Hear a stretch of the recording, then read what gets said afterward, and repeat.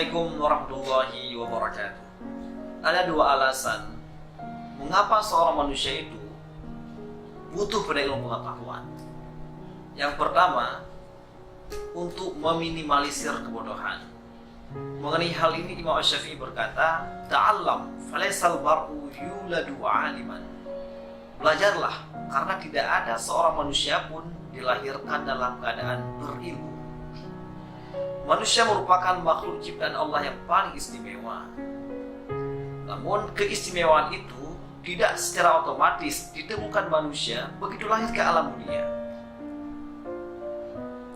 Karena jika keistimewaan itu didapatkan secara otomatis, maka sungguh kedudukan manusia semuanya sama. Namun kenyataannya dalam kehidupan manusia kita menemukan mereka dalam strata sosial berbeda-beda.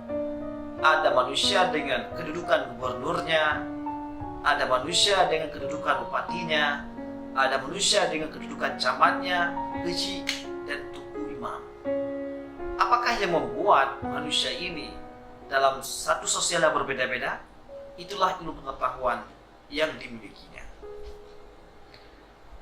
Alasan yang kedua, mengapa manusia ini butuh pada ilmu pengetahuan adalah untuk membentuk ahsanut taqwim dalam jiwanya.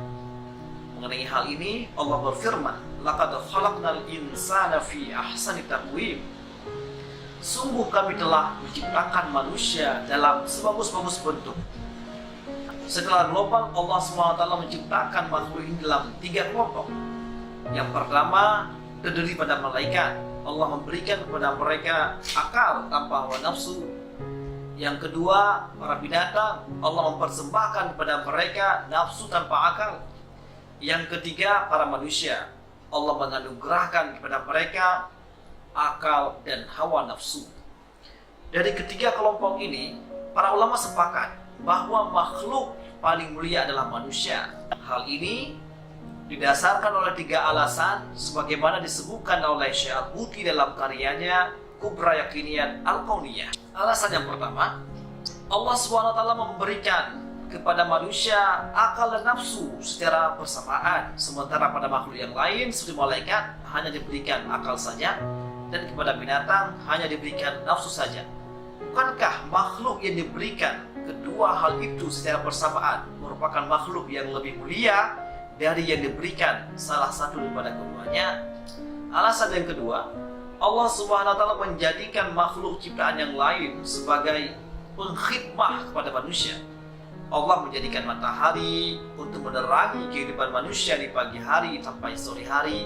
Kemudian ketika matahari tenggelam, Allah mengeluarkan bulan untuk menerangi kehidupan manusia di waktu malam.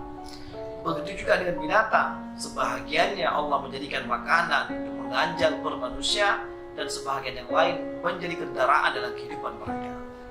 Alasan yang ketiga, Allah SWT memberikan sifat yang sama maknanya kepada manusia. Allah bersifat dengan al-ilmu, maha mengetahui. Allah bersifat dengan al-qudrah, maha kuasa. Manusia juga punya pengetahuan dan punya kekuasaan. Bedanya, kekuasaan dan ilmu Allah tidak terbatas, sementara kekuasaan dan pengetahuan manusia itu ada batasnya. Berdasarkan uraian di atas, bahwasanya Allah SWT menjadikan manusia ini sebagus-bagus bentuk, ayat tersebut secara implisit mendorong manusia dengan fisiknya yang bagus, kepala di atas, punya mata untuk melihat, telinga untuk mendengar, mulut untuk berbicara, tangan untuk berbuat, ingin mendorong manusia bagaimana fisik mereka ini bisa memperindah psikisnya. Mungkinkah fisik yang bagus bisa mempengaruhi batin seseorang? Ini tidak mustahil. Imam Fakhruddin Ar-Razi dalam Mafatihul Ghaib menegaskan bahwasanya antara ruh dan jasad mempunyai hubungan timbal balik yang luar biasa, hubungan yang ajaib sekali.